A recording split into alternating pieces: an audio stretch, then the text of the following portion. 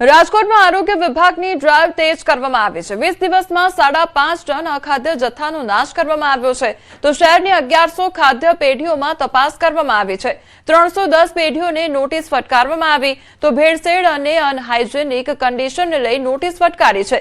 ત્રણેય ઝોનમાં 28 પેઢીઓને સીલ કરવામાં આવી છે, તો અલગ અલગ પેઢીઓને 7 લાખ રૂપિયાનો દંડ ફટકારવામાં આવ્યો છે। જિલ્લા કલેક્ટરની સંકલનની બેઠકમાં આ ચર્ચા કરવામાં આવી છે। સંકલનની બેઠકમાં આ મુદ્દે ચર્ચા થઈ છે, તો ભેળસેળ કરનારાઓ સામે કડક કાર્યવાહીની સૂચના આપવામાં આવી છે। 1100 જેટલા યુનિટની તપાસ જે છે ફૂડ બિઝનેસ ઓપરેશનની તપાસ કરવામાં આવી છે। આ પૈકી જે છે 310 જેટલા એકમોને ખાસ કરીને હાઇજેનિક કન્ડિશન જાળવવા માટે ઉપરાંત લાયસન્સ મેળવવા માટે અને ખાસ કરીને માલનો જે સંગ્રહ જે છે એ હાઇજેનિક કન્ડિશનમાં અને કોલ્ડ સ્ટોરેજમાં ન કરવા માટેની સૂચનાઓ આપતી તાકીદ આપતી નોટિસો પણ જે છે 310 ફટકારવામાં આવી છે। જૂનાગઢ ગિરનાર ચડવા માટે હવે નોંધણી જરૂરી છે। નોંધણી શરૂના પ્રથમ દિવસે જ ફિયાસ્કો જોવા મળ્યો છે। ગિરનાર પર ફરજિયાત રજીસ્ટ્રેશનનો ફિયાસ્કો થયો છે। આજથી રજીસ્ટ્રેશનની પ્રક્રિયા શરૂ જ ન થઈ, ભક્તો નોંધણી વગર જ ચડ ઉતર કરતા જોવા મળ્યા છે। તો ઇન અને આઉટ QR કોડ હજુ લગાવાયો નથી। પ્રવાસીઓ રજીસ્ટ્રેશન કરવા ઉત્સુક જોવા મળ્યા। વ્યવસ્થા ન હોવાથી પડતી હાલાકી અને રજીસ્ટ્રેશનની પ્રક્રિયા ગૂંચવણયુક્ત જોવા મળી છે। ત્યારે વેકેશન અને દિવાળીના સમયમાં રજીસ્ટ્રેશનની મુશ્કેલી પણ થઈ શકે છે। વહીવટી તંત્રએ જાહેરાત કરી છે, પરંતુ વ્યવસ્થા ન હોવાથી પ્રવાસીઓ હવે મુશ્કેલીમાં મુકાઈ ગયા છે।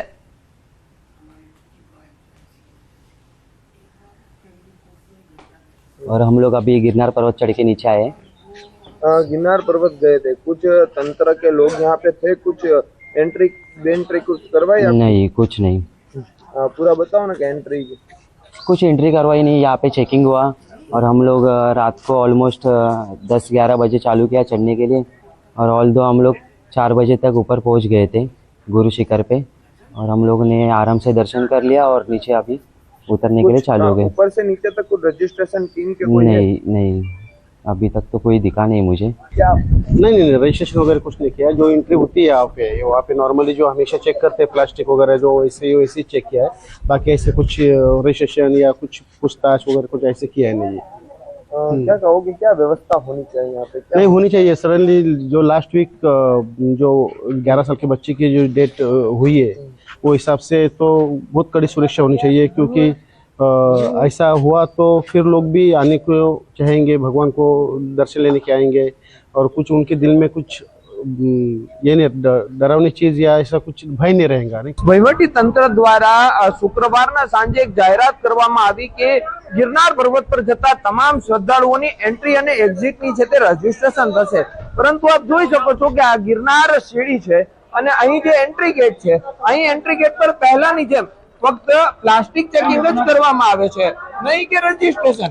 ઓનલાઈન અને ઓફલાઈન બંને રજીસ્ટ્રેશન છે તે કરવામાં અહીંથી જ આવવાનું હતું। વહીવટી તંત્ર દ્વારા તેમની ટીમો પણ ઉતારવામાં આવવાની હતી, પરંતુ આ જે વહેલી સવારથી જ ગિરનારની સીડી પર કોઈ પણ જાતનું રજીસ્ટ્રેશન કે કોઈ પણ વ્યવસ્થા અહીં જોવા મળતી નથી। એટલે કે તંત્રની જે મોટી જાહેરાતો છે તેનો ફિયાસ્કો થયો છે, અને શ્રદ્ધાળુઓનું કહેવું છે કે ખરેખર આ રજીસ્ટ્રેશનની પ્રક્રિયા કરવી જોઈએ, એટલે કોઈ પણ ઘટના કે બને તો તંત્રની જાણમાં રહે અને કોણ ગયું છે ગિરનાર ઉપર, કેટલા લોકો ગયા છે તેની પણ માહિતી રહે।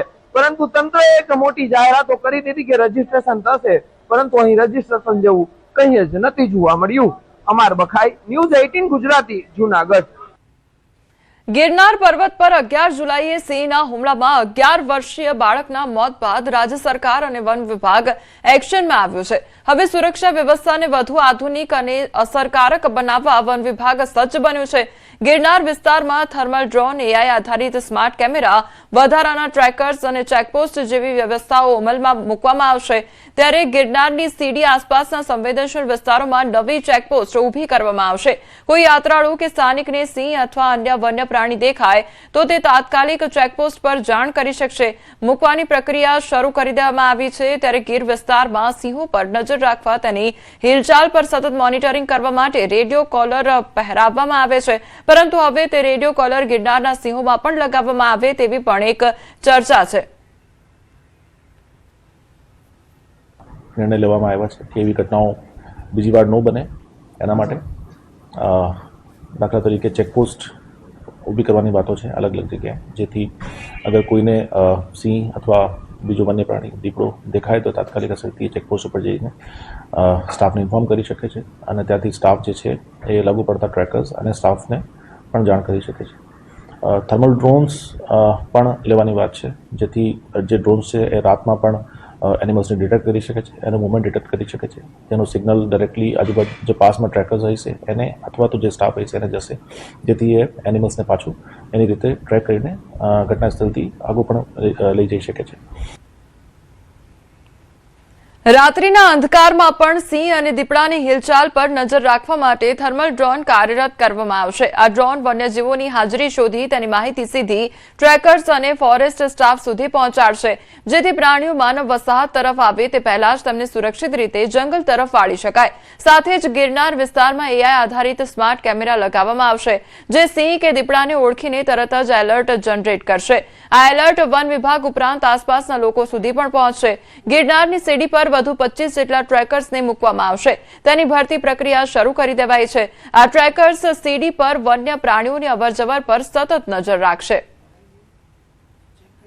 એમાં સીસીટીવી કેમેરાઝ અલગ અલગ જગ્યાએ લગાવવાના છીએ, જેથી એ સીસીટીવી કેમેરા જે છે એ એનિમલ્સને પિક્ચર પાડી શકે, ફોટો પાડી શકે અને એ ફોટોને સ્ટાફને અથવા તો સિગ્નલના રૂપમાં જે ગામડાના લોકો છે અથવા તો આજુબાજુ લોકો છે એને પણ એ સિગ્નલ જઈ શકે છે, જેથી એને ખબર પડે કે આજુબાજુમાં કોઈ વન્ય પ્રાણી છે, એટલે સાવચેતીના પગલાં લઈ શકાય.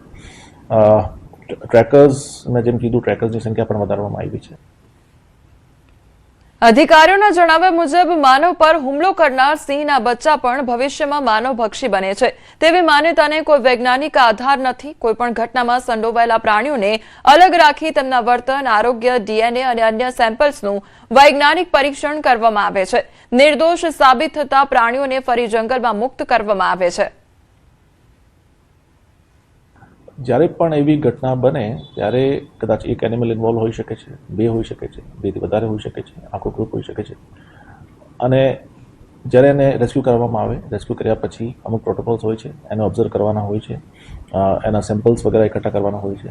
એટલા માટે એનિમલ્સને ઓબ્ઝર્વેશન હેઠળ રાખીને પછી એને રાખવું છે અને રિપોર્ટ્સના આધારે અને અથવા પાછું ફરી મુક્ત કરી દેવાનો નિર્ણય લેવામાં આવે છે.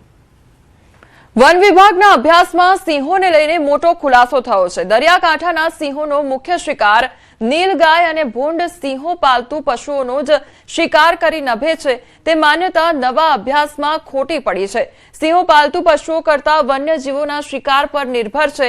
સિંહોના શિકારમાં 64% હિસ્સો વન્યજીવોનો, શિકારમાં 31% હિસ્સો પાલતુ પશુઓનો છે. તો સિંહોનો મુખ્ય શિકાર નીલગાય અને ભૂંડ છે. કન્ઝર્વેશન જર્નલમાં પ્રકાશિત થયો છે આંતરરાષ્ટ્રીય સંશોધન.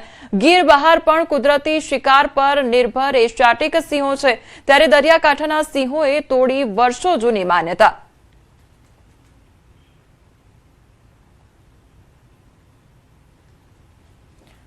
તો સિંહોના શિકારને લઈને અનેક જે સવાલો ઉદ્ભવી રહ્યા હતા તેનો આખરે અંત આવ્યો છે અને વન વિભાગના અભ્યાસમાં સિંહોને લઈને મોટો ખુલાસો થયો છે. દરિયાકાંઠાના સિંહો અંગે મોટો ખુલાસો થયો છે. તેઓ નીલગાય તેમજ ભૂંડનો શિકાર કરે છે. તો સિંહોના ખોરાકમાં 64% હિસ્સો વન્યજીવોનો છે, જ્યારે પાલતુ પશુઓનો હિસ્સો માત્ર 31% છે. તો સિંહોના શિકાર અંગે આ ખુલાસો થયો છે. કુલ શિકારના બાયોમાસમાં 70% હિસ્સો જે છે તે વન્યજીવોનો છે. ઘોર કળિયુગ જોવા મળી રહ્યો છે. સુરતમાં માનવતાને શરમાવે તેવી ઘટના સામે આવી છે. 5 વર્ષના માસૂમ બાળકને મહિના પહેલા જ બિનવારસી હાલતમાં છોડી દેનાર દંપતીએ હવે બાળક ગુમ થયાની ખોટી ફરિયાદ નોંધાવી પોલીસને ગેરમાર્ગે દોરવાનો પ્રયાસ કર્યો છે. જો કે વરાછા પોલીસની સીસીટીવી અને ટેકનિકલ તપાસમાં સમગ્ર સત્ય સામે આવ્યું. હાલ બાળક ચિલ્ડ્રન હોમમાં સુરક્ષિત છે, જ્યારે ખોટી ફરિયાદ કરનાર દંપતી સામે કાયદેસરની કાર્યવાહી હાથ ધરવામાં આવી છે.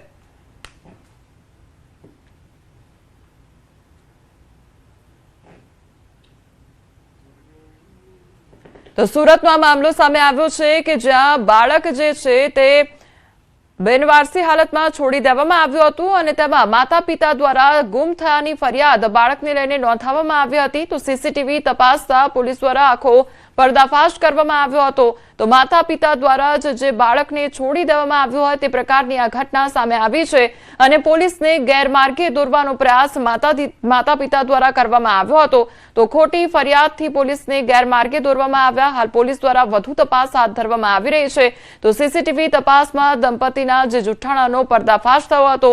માતા પિતા દ્વારા જ પોતાના બાળકને છોડી દેવામાં આવ્યું હતું.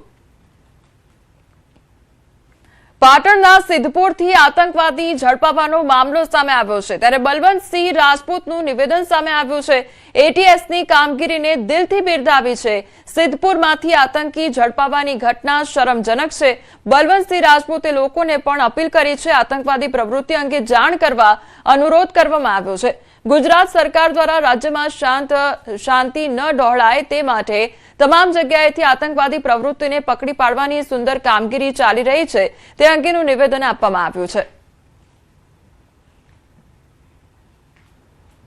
એટીએસે સિદ્ધપુરની અંદર જે રીતે કામગીરી કરી છે અને સરકારે જે રીતે કામ કરી છે, જે અધિકારીઓએ જે કામગીરી કરી છે એમને ખૂબ દિલથી બિરદાવું છું, અભિનંદન આપું છું કે એક સરસ કામ જે આપણા ભારતમાં આતંકવાદી પ્રવૃત્તિ થાય અને પડોશના દેશો આ જોડે રહીને જે કરાવતા હોય છે એને ખરેખર આપણે એમ કહી શકાય કે આપણા તો થાય એ બહુ શરમજનક ઘટના છે. હું એમને કડક શબ્દોમાં વિખોડું છું. અમરેલીના લાઠીશહારમાં મેઘરાજાનું આગમન થયું છે. વહેલી સવારથી આકાશમાં કાળા ડિબાંગ વાદળો છવાઈ ગયા છે ત્યારે બપોર બાદ મેઘરાજાએ ધમાકેદાર એન્ટ્રી કરી છે. મેઘરાજાની પધરામણીથી વાતાવરણમાં ઠંડક પ્રસરી ગઈ છે. લાઠી શહેર અને આસપાસના વિસ્તારોમાં વરસાદી ઝાપટા પડ્યા છે. રાજુલા શહેર તેમજ ગ્રામ્ય વિસ્તારમાં વરસાદી માહોલ જોવા મળી રહ્યો છે. વરસાદ વરસતા ગરમીથી લોકોને આંશિક રાહત પ્રાપ્ત થઈ છે તો વાતાવરણમાં ઠંડક પ્રસરી ગઈ છે.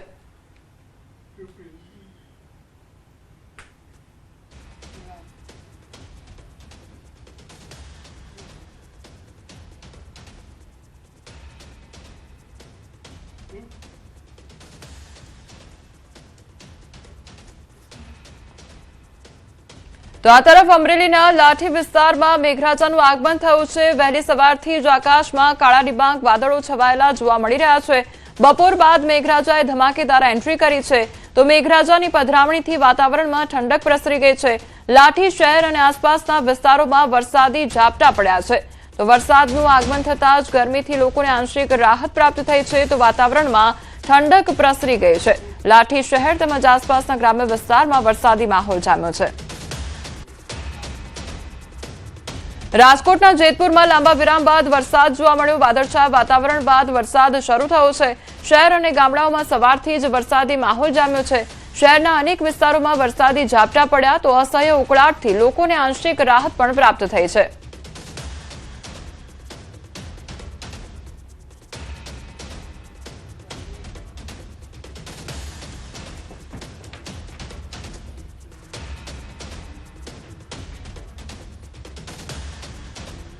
સમાચારોમાં આગળ વધીએ તે પહેલા રોકાઈશું એક બ્રેક માટે.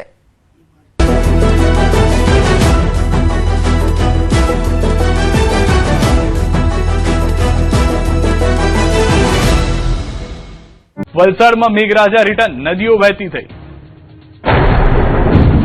વલસાડમાં મેઘરાજાએ ધોધમાર બેટિંગ કરી. જિલ્લાના ઉપરવાસમાં પડેલા ભારે વરસાદથી નદીઓ વહેતી થઈ. ધરમપુર અને કપરાડામાં સતત વરસાદ બાદ નદીઓ બે કાંઠે વહેવા લાગી. કપરાડાના સિલદા ગામ પાસે ચવેચા નદીનું રૌદ્ર સ્વરૂપ જોવા મળ્યું, જ્યાં કોઝવે અને નાના પુલ પાણીમાં ગરકાવ થતા કેટલાક વિસ્તારોનો સંપર્ક પણ તૂટી ગયો. કપરાડાના સિલદા ગામ નજીકથી પસાર થતી ચવેચા નદી હાલ બે કાંઠે ધસમસતી વહેતી જોવા મળી રહી છે. લાંબા વિરામ બાદ પડેલા વરસાદને કારણે નદીમાં પાણીનો પ્રવાહ એટલો પ્રચંડ બન્યો છે કે જાણે નદીએ રૌદ્ર સ્વરૂપ ધારણ કર્યું હોય. જોકે પાણીનો પ્રવાહ જોખમી હોવા છતાં કેટલાક લોકો જીવના જોખમે ધસમસતા પાણીમાંથી પસાર થતા જોવા મળ્યા હતા. આવી બેદરકારી કોઈ પણ સમયે ગંભીર અકસ્માતનું કારણ બની શકે છે. સ્થાનિકો દ્વારા પણ વરસાદી દિવસોમાં કોઝવે પરથી પસાર ન થવાની અપીલ કરવામાં આવી રહી છે. ભારે વરસાદના પગલે નદીઓમાં પાણીની આવક હજુ પણ યથાવત છે, ત્યારે તંત્ર દ્વારા નીચાણવાળા વિસ્તારોના લોકોને સાવચેત રહેવા, નદી નાળા તેમજ કોઝવે નજીક ન જવા સૂચના આપવામાં આવી રહી છે.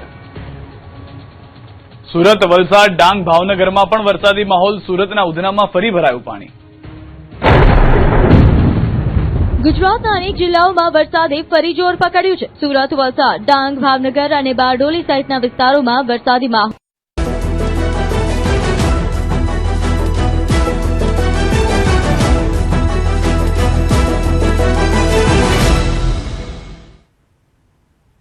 બ્રેક બાદ આપનું સ્વાગત છે। સમાચારમાં આગળ વધીએ તો ગિરનારમાં રજીસ્ટ્રેશન મામલે હવે તંત્ર જાગ્યું છે।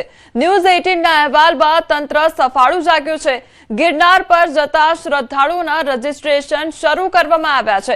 રજીસ્ટ્રેશન શરૂ કરવા પોલીસ જવાનોને ફરજ સોંપવામાં આવી છે। શ્રદ્ધાળુઓની સલામતી અને અવરજવર બાબતે હવે રજીસ્ટ્રેશન કરવામાં આવી રહ્યું છે। તો ગિરનાર સીડીના એન્ટ્રી પોઈન્ટ પર કરવામાં આવી રહ્યું છે રજીસ્ટ્રેશન। શ્રદ્ધાળુઓને પોતાના જ મોબાઈલમાં બારકોડ સ્કેન કરી કરવાનું છે રજીસ્ટ્રેશન। જે શ્રદ્ધાળુઓ પાસે મોબાઈલ ન હોય તેના માટે ઓફલાઈન સુવિધા પણ મૂકવામાં આવી છે। ये जो रजिस्ट्रेशन का सिस्टम चालू हुआ है अच्छा है और यात्रियों के लिए भी अच्छी सुविधा है ऊपर जाने के लिए और अच्छी चेकिंग हो रही है तो उससे जो वहाँ गंदगी होती है पहाड़ों पे तो वो भी अच्छा रहेगा। ઘણી વખત કેવું થતું હોય કે એક સાથે મોટી સંખ્યામાં માણસો આવે તો આની જે ઇકોલોજી છે એ મોટી સંખ્યામાં માણસોને ટેકલ ના કરી શકે। જો આપણી પાસે પૂરતો ડેટા હોય તો આપણે એડવાન્સમાં લોકોને સચેત કરી શકીએ કે ભાઈ તમે અત્યારે એટલા માણસો આવી ગયા છે તો હવે આવવાની જરૂર નથી, જેથી કરીને કોઈ અવ્યવસ્થા ના સર્જાય। બીજી વસ્તુ કે આપણે આ જે ઓનલાઈન રજીસ્ટ્રેશન છે એ હાલ પ્રાયોગિક ધોરણે register.bhavnatemple.com આ સાઇટ ઉપર આપણે ચાલુ કર્યું છે અને એમાં કોઈ પણ તમારું જે આઈડી કાર્ડ છે એ તમે રજૂ કરો તો એનાથી તમે એક રજીસ્ટ્રેશન કરી શકો। એની સાથે સાથે જો કોઈ વ્યક્તિ મોબાઈલનો ઉપયોગ ના કરતા હોય તો ત્યાં સ્થળ ઉપર ઓફલાઈન રજીસ્ટ્રેશનની પણ વ્યવસ્થા કરવામાં આવેલી